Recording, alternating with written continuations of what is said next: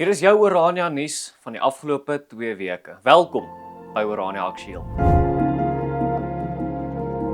Nuwe Orania projek vir 2026. Die sukses van verlede jaar se Paul Kruger Monumentprojek waarvoor meer as 2.5 miljoen rand deur skadefinansiering ingesamel is, het reeds groot belangstelling in Orania se volgende projek geskep. Elke persoon wat 'n simboliese steen gekoop het, se naam en steennommer is langs die monument aangebring. Die Orania beweging ontvang sedertdien die vraag: watter projek vir 2026 is geïdentifiseer? Die antwoord sal binnekort bekend gemaak word.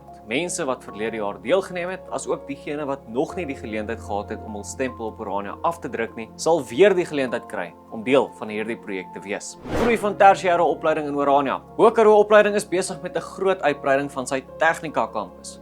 Die projek bestaan uit 3 nuwe geboue met klaskamers en werkswinkels en sal 2 nuwe kursusse huisves, asook die bestaande elektriese kursus uitbrei. Die eerste gebou sal onder meer 6 klaskamers, 'n uitgebreide elektriese werkswinkel, 'n rekenaarlokaal en 'n auditorium bevat. Nou die uitbreiding kom te midde van sterk aanvraag na BKO se elektriese kursusse. Fase 1 behoort teen begin van 2027 voltooi te wees. Intussen het BKO ook 2 nuwe studente huisvestingsfasiliteite bekendgestel: die Fleur Dames Daghuis en die Stryder Mans Koshuis. Dit bring die totale aantal koshuise en daghuise op 6 en is nog 'n teken van groei van tersiêre fasiliteite in Orania. Orania trek groot belangstelling by Kragdag. Orania het vanjaar sterk verteenwoordig by Kragdag, waar die Orania beweging en verskeie ander Orania instellings stalletjies beman het. Die skou fokus op praktiese selfstandigheid en oplossings rondom onder meer energie, water, veiligheid, voedselproduksie, opvoeding en landbou.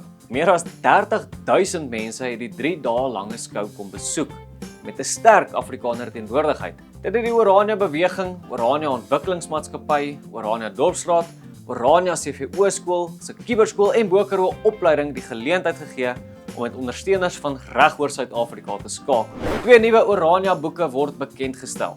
2 nuwe boeke oor Orania word binnekort in Bloemfontein, Potchefstroom en in Pretoria bekendgestel. Dr. Burgert Senekal se Selfstandigheid en Vryheid, 'n geskiedenis van Orania, kyk na die geskiedenis van Orania en die Afrikaner beweging vanaf 1652 en plaas die ontwikkeling van Orania binne 'n veel groter historiese konteks. Prof. Janie Rousseau se Die Boogbrug vanaf Orania 2 na Orania 3 fokus op Orania se ontwikkelingsjare, sy ontwikkeling as Afrikaner kultuurgemeenskap en die oorgang na die volgende fase. Albei boeke word tydens paneelgesprekke op 17 Augustus in Bloemfontein, 18 Augustus in Potchefstroom en 19 Augustus in Pretoria bespreek.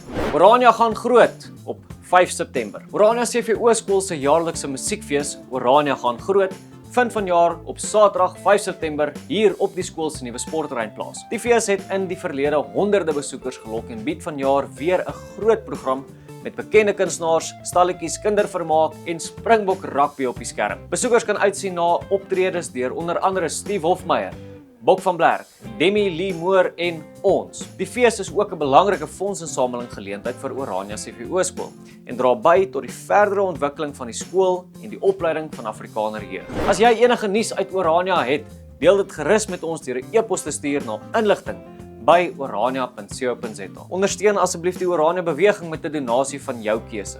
Ons waardeer dit opreg. Besoek orania.co.za. Dankie dat jy ingeskakel het vir Orania Aktueel.